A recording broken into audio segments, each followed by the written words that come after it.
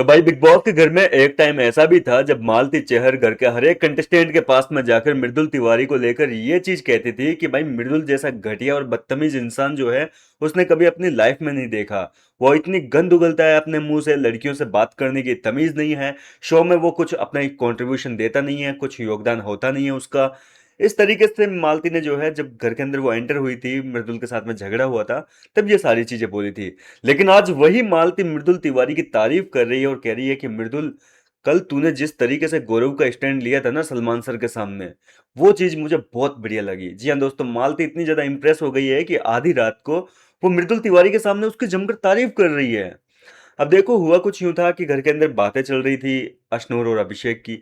और अशनूर अभिषेक को लेकर मृदुल ने जो है मालतिक चहर को कहा कि देख, वो लोग मेरे इतने अच्छे दोस्त भी नहीं है, ठीक है। मेरी उनके साथ में बनती तो है नहीं, क्योंकि मेरी उनके साथ में इतनी बातचीत ही नहीं होती है। उनसे बात करें तो कब करें। अभिषेक कभी अकेला बैठता नहीं है, अशनूर अभिषेक जो है हमेशा एक दूसरे के साथ में बैठे रहते हैं।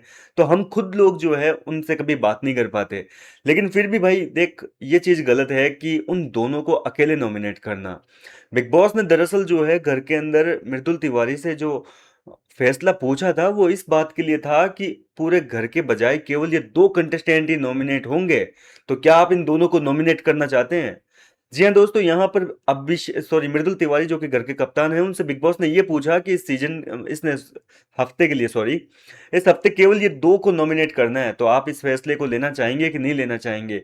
तो इस वजह से मृदुल ने जो है इनके खिलाफ फैसला नहीं लिया कि भाई केवल दो ही नॉमिनेट होंगे, तो इसका मतलब कोई ना कोई कट जाएगा, इनका पत्ता कट जाएगा।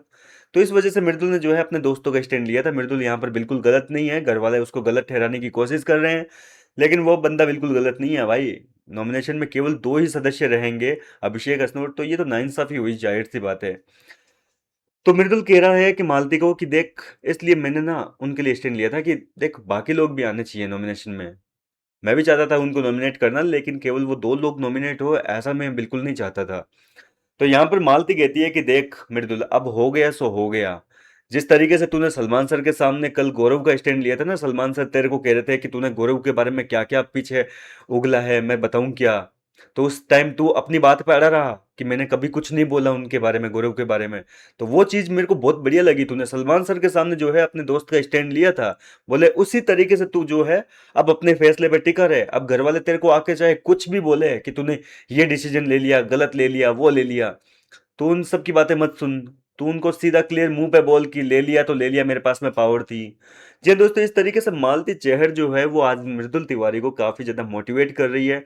और मृदुल और मालती के बीच में जो है बॉन्डिंग काफी अच्छी बन भी रही है। और फिलहाल जो है मालती चहर अब थोड़ी पॉजिटिव जाने लगी है। आपको लगने लगा है कि मालती चहर शुरू में आई थी तो एक नेगेटिव अपना जो है इमेज बना रही थी, लेकिन धीरे धीरे वक्त के साथ साथ वो जिस तरीके से गौरव और इनके ग्रुप में रहने लगी है, तो एक पॉजिटिविटी दिख रही है उसके अंदर। फिलहाल क्या कहना चाहेंगे इस पूरे मुद्दे को लेकर आप? मुझे भी अपनी राय कमेंट करके बताइए। मैं मिलता हूँ आपसे नेक्स्ट वीडियो में नई अपडेट के साथ।